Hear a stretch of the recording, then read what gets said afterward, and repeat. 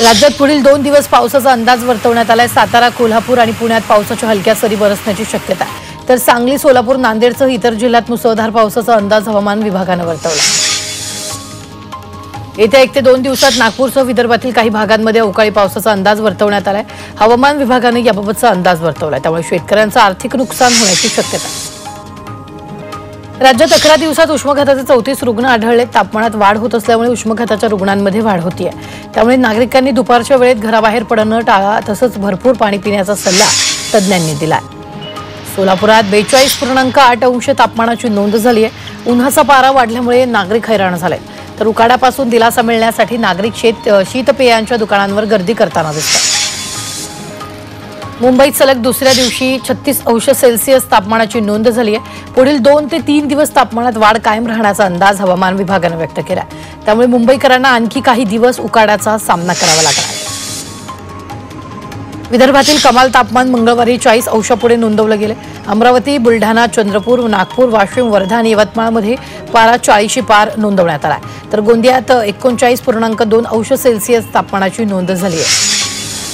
अकोला जिल्ह्यात सर्वाधिक तापमानाची नोंद झाली। या ठिकाणी 43.7 अंश सेल्सिअस तापमान नोंदवलं गेले, तर त्याखालोखाल लोहगाव, जळगाव, पुणे, मालेगाव आणि सोलापूर इथं तापमान 40शी पार बघायला मिळतंय। वाढत्या तापमानाचा फटका पशुधनाला बसतोय। दुधाळ जनावरांना डायरियासारखा आजार होऊन जनावरांचं चारा खाण्याचं प्रमाण घटलंय, त्याची पचन क्षमता मंदावून दूध घटलंय। परिणामी याचा मोठा फटका दूध उत्पादक शेतकऱ्यांना बसलाय। जनावरांचा औषधांचा खर्चही वाढलाय। अशावेळी शेतकऱ्यांनी पशुधनाची विशेष काळजी घेणं गरजेचं आहे। राज्य शासनाने दस्त नोंदणीवेळी आकारण्यात येणाऱ्या दस्त हाताळणी शुल्कात वाढ करण्याचा निर्णय घेतलाय। दस्त हाताळणी शुल्क दुप्पट करण्यात आलेले आणि यापुढे प्रतिपान 20 रुपयांऐवजी आता 40 रुपये शुल्क भरावं लागणार आहे। रायगडमध्ये आदिवासींची 400 एकर शेती सौर ऊर्जेवर फुलणार आहे, त्यामुळे डिझेलवरील 1.30 कोटी रुपयांची वार्षिक बचत होणार आहे। यासाठी रोह्यातील आदिवासी शेतकऱ्यांना सौर पंपाचं वितरण करण्यात आलंय। हा पहिलाच प्रकल्प रायगड जिल्ह्यात राबवला जातोय। महाड तालुक्यातील वहूरमध्ये सावित्री नदीत उत्खननासाठी पोकलेन उतरवण्यात आला होता, मात्र चालकाला पाण्याचा अंदाज न आला आणि तांत्रिक बिघाड झाल्यानं पोकलेन नदीपात्रात अडकलाय। देशात फक्त 8% महिला पोलीस अधिकारी असल्याची माहिती भारत न्याय अहवालातून समोर आली आहे। पोलीस प्रशासनात महिलांची संख्या सर्वाधिक असली तरी अधिकारी स्तरावर महिलांची संख्या कमी असल्याचं स्पष्ट झालंय। अनुत्पादित कर्जामुळे बँकिंग परवाना रद्द होण्याची टांगती तलवार नाशिक जिल्हा मध्यवर्ती बँकेवर स्वतःची मुख्यालय असलेली अलिशान इमारत विकण्याची वेळ बँकेवर आली आहे। या माध्यमातून बँकेचा तोटा कमी करण्याचा प्रयत्न केला जाणार। जळगावात राष्ट्रवादी युवक शरद पवार पक्षानं रास्ता रोको केलेला आहे। आंतरराष्ट्रीय बाजारात कच्च्या तेलाच्या किमती कमी झाल्या, मात्र तरीही केंद्र सरकारकडून पेट्रोल डिझेलच्या किमती कमी केल्या जात नाहीत असा आरोप करत आंदोलन करण्यात आलं। पुण्याच्या राजगुरुनगर परिषदेच्या निर्णयाला टाकळकरवाडी आणि जवळगे ग्रामस्थांनी ठाम विरोध केलाय। मरण पत्करू मात्र कचरा डेपो होऊ देणार नाही अशी आक्रमक भूमिका ग्रामस्थांनी घेतली।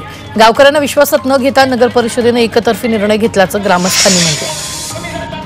भंडाऱ्यात एसडीओ कार्यालयातील सहाय्यक महसूल अधिकारी एसीबीच्या जाळ्यात अडकलाय। 7/12वर पत्नीचं नाव लावण्यासाठी महसूल अधिकाऱ्यानं 3,000ची लाच मागितली होती, तर या कारवाईमुळे महसूल विभागात एकच खळबळ उडाली। यवतमाळच्या उमरखेड नगर परिषदेनं केलेले सौंदर्यीकरण विळख्यात सापडलेलं आहे। महात्मा गांधी पुतळ्याजवळ केलेलं सुशोभीकरण घाण आणि कचऱ्यामुळे कुरूप ठरतंय। या ठिकाणी भाजी आणि इतर छोट्या व्यावसायिकांनी दुकानं थाटली, त्यामुळे रहदारीच्या या मार्गावर वाहतूक कोंडी होती। लातूरच्या अहमदपूर तालुक्यातील मोरेवाडी पाटी इथं अवैध गुटख्यावर कारवाई करण्यात आली। या कारवाईत गुटख्यासह 2,50,000 रुपयाचा मुद्देमाल जप्त करण्यात आला। या प्रकरणी अहमदपूर पोलिसात एक विरोधात गुन्हा दाखल करण्यात आला। येवला तालुक्यातील सातळी इथल्या शेतकऱ्याच्या 3 एकर मक्याच्या चाऱ्याच्या गंजीला भीषण आग लागली। शॉर्ट सर्किटमुळे आग लागल्याची माहिती आहे। आगीत शेतकऱ्यांचं मोठं नुकसान झालं।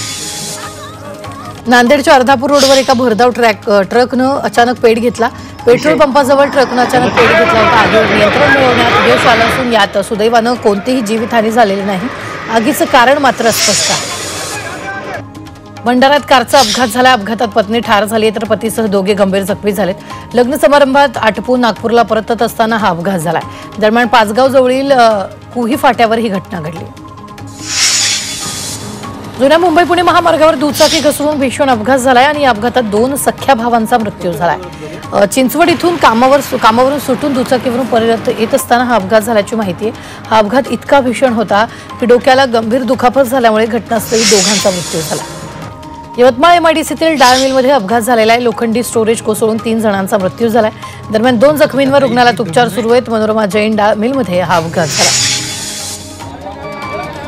नागपूर मुंबई समृद्धी महामार्गावर फातियाबाद शिवारात 2 ट्रकचा अपघात झालाय। भरधाव वेगानं येणाऱ्या ट्रकनं दुसऱ्या ट्रकला धडक दिली। अपघातात ट्रक चालक गंभीर जखमी झालाय। त्याच्यावर संभाजीनगरमधील शासकीय रुग्णालयात उपचार सुरू आहेत। गेल्या 6 दिवसांपासून बेपत्ता असलेला तरुण एका विहिरीत पडल्याची घटना समोर आली। भंडाऱ्याच्या तुमसर तालुक्यात ही घटना घडली। विहिरीतून वाचवा आवाज आल्यानं ग्रामस्थांनी विहिरीत डोकावलं असता हा संपूर्ण प्रकार समोर आला। ग्रामस्थांच्या मदतीनं त्याला विहिरीतून सुखरूप बाहेर काढण्यात आलं। अकोल्यातील अकोटफळीमध्ये चाकूच्या धाकावर लुटमार करणाऱ्या शेट्टी टोळीला अटक करण्यात आली आहे। ही टोळी परिसरातील नागरिक तसंच रेल्वे प्रवाशांना लुटत होती। पोलिसांनी या टोळीतील 4 अटक केली असून पुढील तपास सुरू आहे। कोल्हापुरातील इचलकरंजी शहरात दहशत माजवणाऱ्या आरोपींची धिंड काढण्यात आली।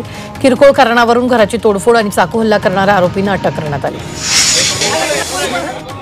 पुण्यातील धर्मादाय रुग्णालयाचं धक्कादायक वास्तव समोर आलंय। 12 रुग्णालयांकडून एकाही गरीबावर उपचार झालेले नाहीत ही माहिती समोर आली आहे। 58 पैकी 12 रुग्णालयांकडून सवलतीत उपचार केले नाहीत। वर्षभरात एकाही रुग्णाला सवलती उपचाराचा लाभ मिळाला नाही। तर पुणे महापालिका रुग्णालयावर काय कारवाई करणार याकडे सगळ्यांचं लक्ष लागलं। चंद्रपूरच्या ताडोबा अंधारी व्याघ्र प्रकल्पाच्या बफर भागातील बछड्याचं पुन्हा पर्यटकांना दर्शन झालंय। ज्युनियर बजरंग आणि वाघीण गौरी यांच्या बछड्याच्या लीलांनी पर्यटकांना मात्र आनंद दिला।